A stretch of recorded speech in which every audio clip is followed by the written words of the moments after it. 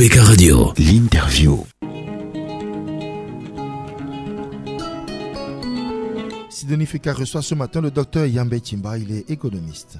Docteur Yambé Timba, bonjour et bon début de semaine.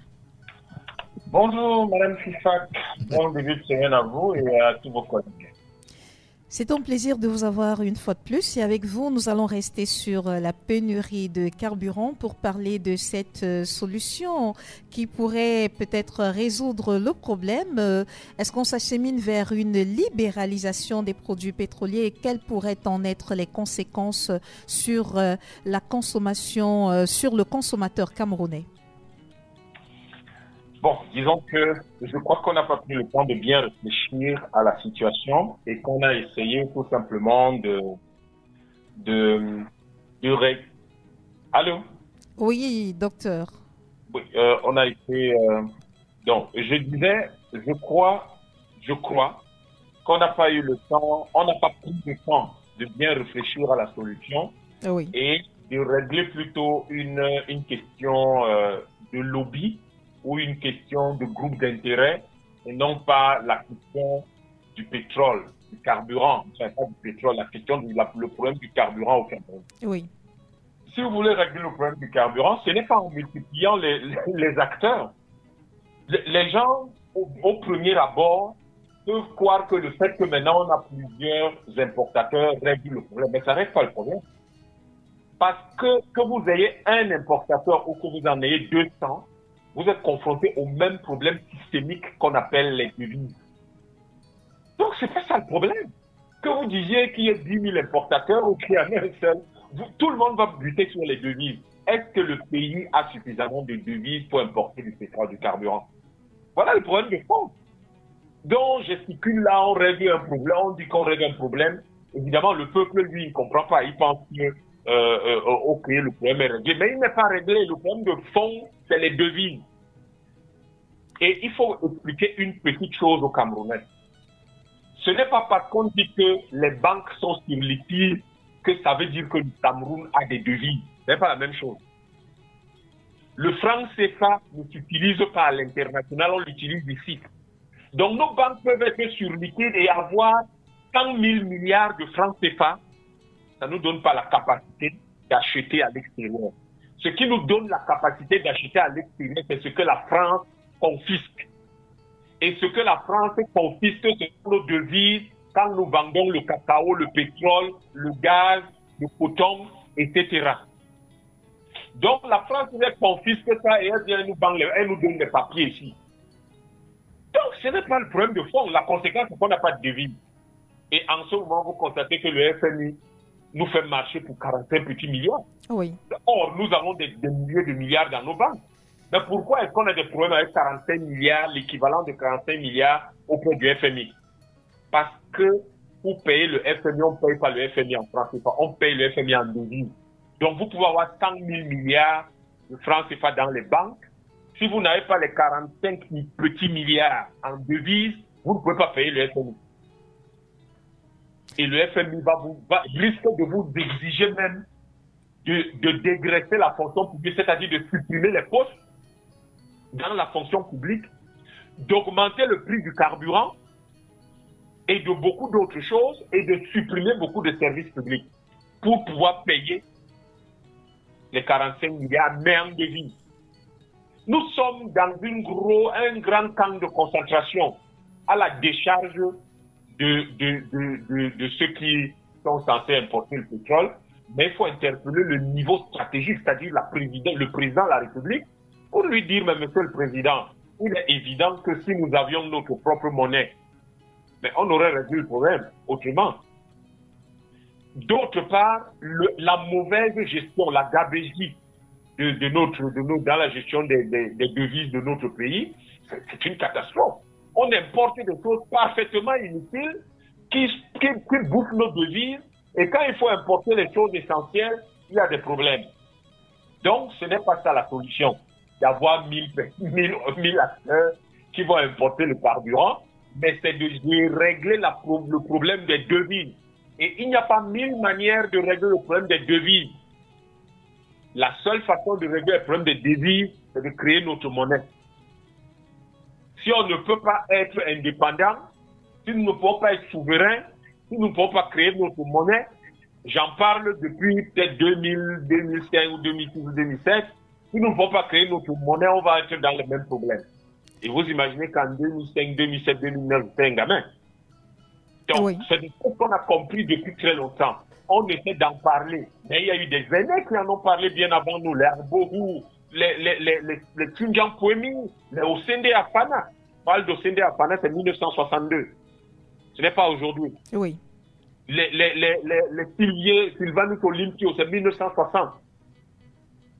Donc, les gens en parlent depuis et vous avez quand même des personnes qui sont là, qui dirigent nos États et qui font rien. Ce n'est pas ça le problème de multiplier les importateurs de pétrole. La question, est-ce qu'on a les devises? C'est ça la question de fond. Docteur Yam Timba, avec donc tout ce qui est en train de se passer et cette solution qui n'en est pas une finalement, quelles sont les conséquences auxquelles on pourrait assister dans les jours à venir? Mais ce qui risque de se produire, c'est qu'on a importé 660 000 tonnes de carburant à peu près. Je rappelle aux Camerounais que ça correspond à peu près 2-3 mois de consommation. Oui. Après, il faudra de nouveau importer. Oui. Mais on n'a pas de devise. D'ailleurs, la raison pour laquelle le marketeur nous a fait il s'est joué un peu de nous en créant un retard, parce qu'on n'a pas d'argent. Ça ne veut pas dire qu'on n'a pas payé, mais c'est parce il sait qu'on n'est pas viable sur le plan économique, sur le plan financier. Oui. Donc, la solution, la situation dans laquelle nous sommes, en fait, n'a pas été réglée. C'est un peu comme quelqu'un qui a des problèmes, il s'en va s'asseoir au bar, il boit beaucoup de bière, il saoule, et après, il commence à croire que ses problèmes sont finis. Les problèmes ne sont pas finis. Les problèmes ne peuvent pas être réglés sur le plan du maquillage, sur le plan cosmétique. Les problèmes d'un État se règlent sur le plan systémique et structurel stratégique. Si vous ne pouvez pas arriver à ce niveau-là, stratégique, structurel, systémique, vous ne réglez aucun problème. Vous repoussez simplement l'échéance. Oui. Ce qui doit arriver, arrivera. Que les Camerounais tournent, évitent le problème, cherchent des subterfuges.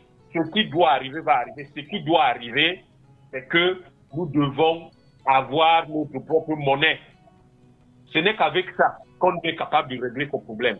Soit on a notre monnaie en tant que Camerounais, mais je propose qu'on ait notre monnaie au minimum en tant que CEMAC ou au mieux en tant que CEAC, mais pour que ce soit efficace, il ne faut pas que ce soit sur le modèle de l'Union européenne, une union économique. Il faut que ce soit une union politique, comme aux États-Unis. Qu'on crée les États-Unis d'Afrique centrale. À ce moment-là, on a une vraie puissance économique qui peut régler ce genre de problème. Mais il faut que cette puissance économique soit dirigée pas avec les gens qui sont là aujourd'hui. Oui. Soit dirigée par les panafricanistes. D'où le mouvement 10 000 élus panafricanistes d'ici 2030 que nous avons lancé. Oui. Ça n'a rien à voir avec les partis politiques. Vous pouvez être dans tous les partis politiques que vous voulez. Mais si vous êtes pour la solidarité africaine, pour la puissance économique, géopolitique, militaire et scientifique de l'Afrique, alors vous êtes un panafricaniste, on fonce avec vous. Oui. Les contradictions qui sont derrière le rideau, on les gérera en famille. Nous ne pouvons pas continuer à éviter la solution qui est là devant nous, grosse comme un nez sur un visage d'Africain. Il nous faut notre monnaie parce que c'est le seul moyen d'avoir suffisamment de devises et d'avoir une politique monétaire et une vraie politique économique qui vont nous permettre de gérer nos pays pour satisfaire les besoins de nos populations. Mais si on est là à jouer, on dit non, c'est parce qu'il y avait un seul importateur qu'on a des problèmes. Vous n'avez pas pour ça, messieurs. Ça, c'est la cosmétique. La raison pour laquelle on a du mal à avoir le carburant, parce qu'on l'achète à l'extérieur, c'est parce qu'on n'a pas les devises. Ça, c'est la science économique. Si quelqu'un vous raconte une autre chose, c'est le bavardage. Docteur, donc, voir 1000 importateurs, là, c'est le bavardage. Oui. Docteur Yambé Timba, maintenant, le temps de mettre sur pied une monnaie, c'est un processus qui, je pense, peut être long. Et alors qu'il y a des urgences qui doivent être réglées. Madame, la plus grosse urgence que nous avons aujourd'hui, c'est celle-là. Les autres urgences vont être réglées grâce à ça. Oui. Si vous dites, c'est une question de gestion des priorités. Oui. Je viens de vous dire qu'on n'aura pas le carburant. Vous voulez que je vous dise aussi qu'on n'aura pas de riz, qu'on n'aura pas de savon, que les gens qui aiment bien distribuer les sardines, là, ils risquent de ne pas avoir les sardines, que je vous dise que telle ou telle autre chose aussi qu'on importe, on ne l'aura pas. Mais je vous parle là de la priorité des priorités, c'est-à-dire que la plus grande de toutes les priorités. Donc, si on ne règle pas la plus grande de toutes les priorités, qui est la base du système, mais tout le reste n'aura même pas de solution. Oui. Donc, en réalité, la situation dans laquelle nous sommes aujourd'hui est telle que si nous voulons régler les problèmes de notre pays, il faut régler la priorité des priorités qui est la question monétaire. Oui. Mais cette question monétaire est une question profondément politique. Et donc, si on a des hommes politiques qui aiment ce pays, si on a des hommes politiques, je parle de ceux qui dirigent, pas des autres là. Je parle parce que les autres ne prennent pas de décisions. C'est ceux qui dirigent qui prennent les décisions. S'ils aiment ce pays, s'ils veulent développer ce pays, s'ils pensent qu'ils ont un héritage sérieux à laisser aux générations futures, s'ils se soucient de la qualité de vie des jeunes, s'ils pensent qu'ils aiment vraiment ce pays, il faut qu'ils règlent le problème de fond, le problème central, le problème fondamental, le problème essentiel, le problème de base, le premier de tous les problèmes, la question monétaire. Parce que la question monétaire porte en elle les problèmes d'indépendance, de liberté, de souveraineté, de dignité dans tous les domaines. Le jour où le Cameroun a sa propre monnaie, même les footballeurs vont gagner 15, 20, 30 millions par mois. Vous, les journalistes, vous ne serez pas payés 2 francs. C'est-à-dire que le jour où on a notre propre monnaie, le système informel, même le secteur informel risque de ne plus exister. En tout cas, il n'existera plus tel qu'il existe. Oui.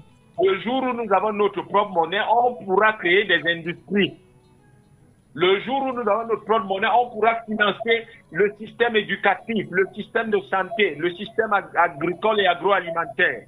Le jour où nous aurons notre propre monnaie, on pourra faire les routes. On ne fait pas les routes, on ne fait pas toutes ces choses quand on n'a pas sa propre monnaie. Donc le seul problème politique qui a du sens, tout le bavardage que j'entends là, que ce soit des partis au pouvoir ou de l'opposition, c'est du bavardage. Le problème de fond, le seul qui vaille, sur lequel il faut que tout le monde aille se battre pour qu'on ait la solution, c'est de créer notre monnaie et c'est d'abandonner le franc CFA. Oui. Là, on n'a pas de carburant. En janvier et en février, vous allez voir ce qui va se passer dans ce pays. Ça va être la catastrophe. Parce qu'on n'a pas de devises. On va les prendre où? Et le problème avec nous, c'est quoi? C'est que tout ce que nous vendons, nous le vendons en dollars. Et tout ce que nous achetons, nous l'achetons en dollars, sauf que la monnaie, enfin les bons du trésor que nous utilisons, ont une parité avec une autre monnaie qui s'appelle l'euro. La conséquence, c'est que notre dette varie en fonction de l'appréciation du dollar par rapport à l'euro et non pas en fonction de ce que nous vendons ou achetons. Du coup, la plus grosse importation de notre pays, la pire, celle qui est la plus dangereuse et celle qui tue, c'est le franc CFA. Et quand le gouverneur dit qu'il n'y a pas de péril à la demeure, que tout va bien, je me demande si lui et nous, on vit sur la même planète, on vit dans le même pays. Mais tout va mal. Regardez comment les gens souffrent. On n'arrive même pas à acheter le carburant. Et vous avez un type qui est censé quand même comprendre comment fonctionne l'économie et qui vous dit tout va bien. Ces gens-là, ils ont vendu leur âme au diable, quoi. Il faut qu'on s'entende parce qu'il n'y a que... Je ne comprends pas comment on peut trouver que quelque chose va bien dans un océan de misère, dans une mer de souffrance, dans une espèce de difficulté. C'est-à-dire que les Camerounais vivent dans des difficultés qui n'ont aucun sens. Et je vous parle des Camerounais, vous n'imaginez pas dans quelle souffrance vivent les Tchadiens, les Centrafricains, les Gabonais, les Congolais ou les Équato-Guinéens. Oui. Et des gens sont là qui sont censés trouver des solutions à ces problèmes, régler ces problèmes-là. Ils vous disent tout va bien, il n'y a pas de péril dans la demeure. C'est-à-dire qu'un type trouve que parce que vous avez quelques petites devises qui couvrent 4 mois d'importation auprès de la Banque de France, auprès du Trésor français, tout va bien. Mais qu'est-ce que c'est que cette histoire? Est-ce que ce monsieur a déjà entendu un jour le Honduras dire nous avons 4 mois de couverture d'importation auprès de la banque de notre pays. Vous connaissez tout le Honduras, 90% des Camerounais n'ont aucune idée de ce que ce pays-là existe ou n'existe pas. Pourtant, ce petit pays perdu quelque part en Amérique centrale ne parle pas de ce genre de choses. Et vous avez quand même un gouverneur qui est au Cameroun qui dit ce genre de choses. Nous devons faire très attention parce que ce sur quoi on attire l'attention de l'État du Cameroun, qui est le leader naturel, parce que le Cameroun, c'est le leader naturel de la CEMAC, et l'un des 3 leaders de la CEAC aux côtés de la RDC, qui est le leader naturel, et de l'Angola, qui est le 2e moteur, le Cameroun en est le 3e. Oui. Il faut qu'on fasse très attention. Soit nous allons nous attaquer aux problèmes de fond, les régler, et dans le cas de la CEMAC, c'est le franc CFA, parce que c'est le franc CFA qui fait qu'on ne peut même pas constituer un vrai marché de la CEMAC. Si on ne fait pas ça, ce qui va se passer, il ne faudra pas que les gens disent que les scientifiques n'ont pas prévenu, que personne n'a prévenu. Ce qui va se passer risque d'être dangereux, on risque une explosion sociale. Parce que en février, vous aurez le même problème de carburant. Le FMI ne lâchera pas l'affaire. Comme disait notre regretté Nusere Kalala Oumoutimbe, à qui nous rendions hommage hier à Douala, et ça va continuer après-demain et le jour suivant à Bayangam. Oui. Il disait, vous voyez l'affaire, vous comprenez ce que je dis? Personne ne veut écouter, personne ne veut comprendre. Donc les questions que vous posez, madame, je ne sais pas très bien qui vous les inspire, mais les questions que vous posez donnent le sentiment que vous avez un niveau de conscience extrêmement pointu sur les problèmes de fond de ce pays, et que ceux qui dirigent notre pays et qui dirigent la CEMAC semblent absolument être à des millions de kilomètres de ces problèmes-là, et des solutions que vous envisagez et qu'on sent très bien qu'elles pourraient venir de vos questions, on dirait que eux, ça ne les intéresse pas. On n'a réglé aucun problème de carburant au Cameroun, on a déplacé le problème dans le temps, c'est tout. Merci, Dr Yambé Timba, pour cette autre intervention ce matin sur les antennes d'ABK Radio. Passez une très bonne journée à l'écoute de nos programmes sans doute. C'est moi qui vous remercie, madame. ABK Radio. De lundi à vendredi dès 7h. Retrouvez dans le 7-10, 7h-10h. ABK Matin, premier sur le matin. Les invités consultants de classe exceptionnels.